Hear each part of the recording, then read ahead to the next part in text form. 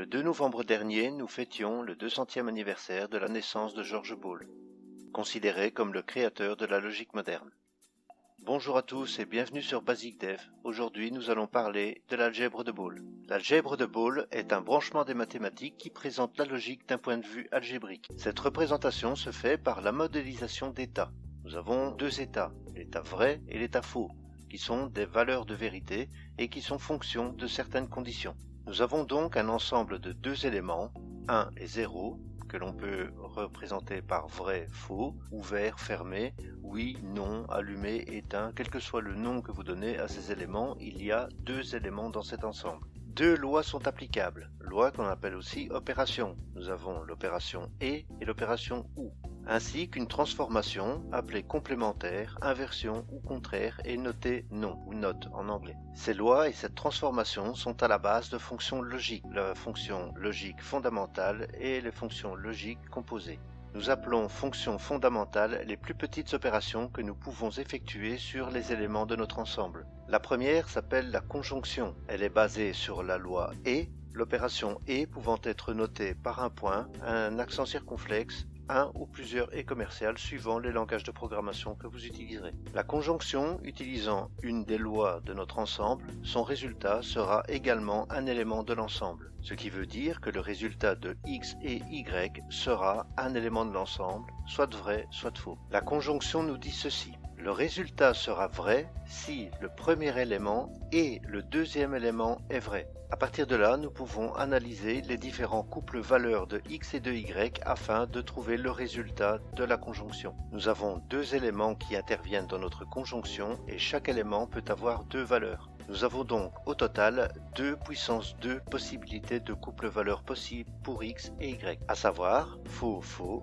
faux vrai, vrai faux et vrai vrai. Nous avons donc le résultat de la conjonction qui nous donne vrai à partir du moment où x et y ont une valeur vraie. Dans tous les autres cas, la valeur sera fausse. La deuxième fonction fondamentale est la disjonction basée sur la loi ou or en anglais. La disjonction peut être notée par un plus, un v, un ou plusieurs pipes suivant les langages utilisés. La disjonction nous dit ceci. La valeur de retour sera vraie à condition qu'au moins un des éléments soit vrai. Ainsi, pour les différents couples valeurs x et y, nous voyons que la valeur de retour de la disjonction est vraie, sauf dans le cas où x et y est faux.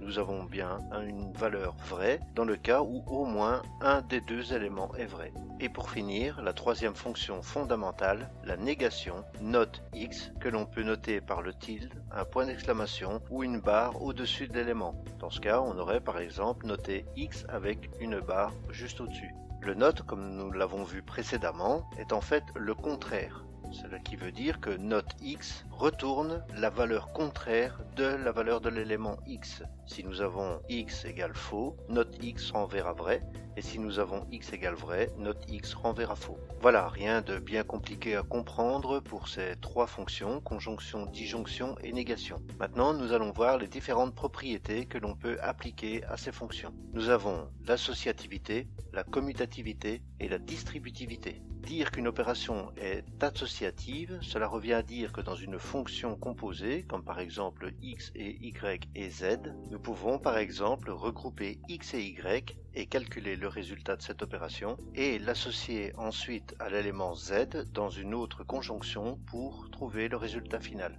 Le fait que la conjonction soit associative veut dire que si nous regroupons y et z, nous aurons un résultat final absolument identique à la première méthode. Cette propriété d'associativité fonctionne aussi bien pour les disjonctions que pour les conjonctions. La deuxième propriété, la commutativité, nous permet, par exemple dans une conjonction x et y, de permuter les deux éléments et d'avoir y et x. Ces deux fonctions donnent exactement le même résultat. La commutativité fonctionne pour la disjonction comme pour la conjonction. La troisième et dernière propriété, la distributivité, est utilisée dans une fonction composée de conjonction et de disjonction. Dans l'exemple suivant, nous allons faire une conjonction entre l'élément x et le résultat d'une disjonction y ou z. La distributivité nous permet alors de faire des conjonctions entre l'élément x et chaque élément qui se trouve dans la disjonction. Ainsi, nous aurons x et y ou X et Z. La distributivité fonctionne dans la distribution d'une conjonction dans une disjonction, mais également dans la distribution d'une disjonction dans une conjonction. Il existe également des éléments neutres, c'est-à-dire des éléments qui ne modifient pas la valeur de l'élément avec lequel il est associé dans une opération. Par exemple, pour une conjonction, le neutre c'est 1. En effet, quelle que soit la valeur de x, vraie ou fausse, si nous l'associons à 1, le résultat sera toujours la valeur de x. Vrai et vrai donne vrai, faux et vrai donne faux. Le neutre dans la disjonction est 0. La disjonction impose qu'il y ait au moins une des deux valeurs qui soit vraie. Donc si on l'associe à un faux, le résultat sera la valeur du premier élément. Si x vaut vrai, vrai ou faux est vrai, faux ou faux est faux. Viennent ensuite les absorbants. Un absorbant est en fait un élément qui, associé à n'importe quel autre élément, va absorber sa valeur. Et donc, la valeur résultante sera toujours la valeur de l'absorbant. L'absorbant dans une conjonction est 0. Étant donné qu'il faut que les deux valeurs soient vraies, si on associe à un faux, la valeur de retour sera toujours fausse. L'absorbant dans une disjonction est 1. En effet, étant donné qu'une des deux valeurs doit être vraie, quelle que soit la valeur de x, le résultat sera toujours vrai. Maintenant, parlons de quelques cas particuliers. L'involution. L'involution est le fait de prendre la négation de la négation d'un élément. Et quand on fait une double négation, on revient à l'élément initial.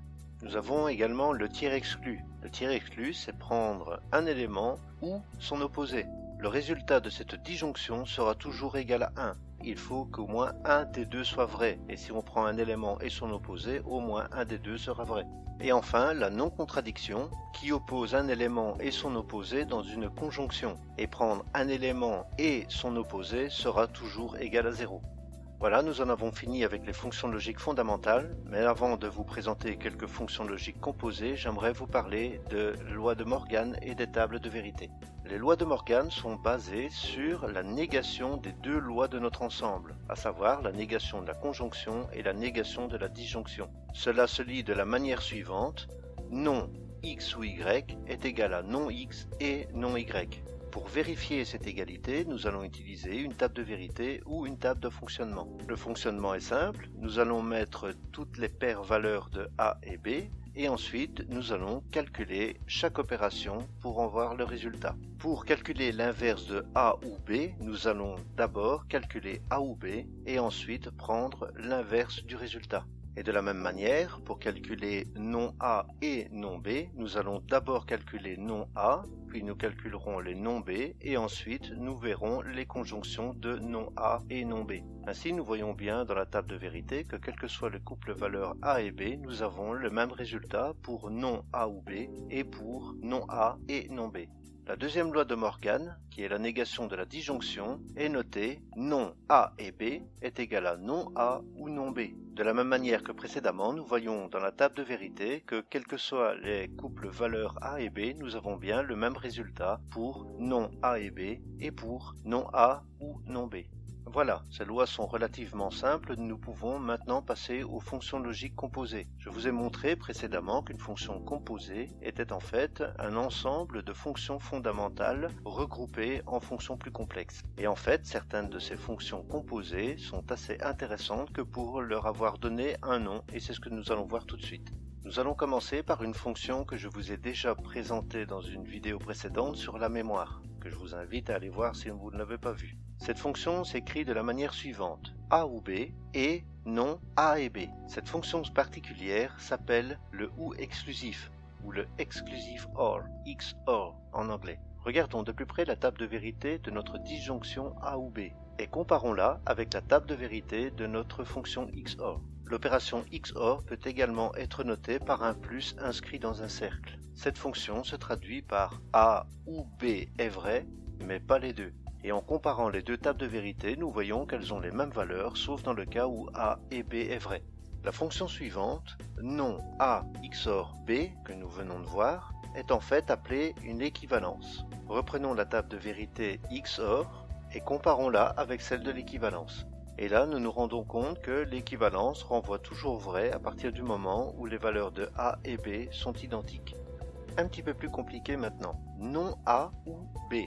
C'est ce qu'on appelle une implication. Bon, ce n'est pas tant la forme de la fonction qui est complexe, mais plutôt l'intérêt que celle-ci apporte. Et je vais tâcher de vous l'expliquer maintenant. Commençons d'abord par la table de vérité de l'inverse de A. Nous voyons que si A est faux, l'inverse sera vrai, et si A est vrai, l'inverse sera faux. Pas bien compliqué. Maintenant, pour la table de vérité de l'implication, que l'on peut noter aussi par une flèche allant de A vers B, je vais détailler chaque couple valeur par un exemple plus facile à comprendre. Imaginons A, j'habite à Bruxelles, B, j'habite en Belgique. Nous voyons dans la table que si A, je n'habite pas Bruxelles, B, je n'habite pas en Belgique, c'est vrai.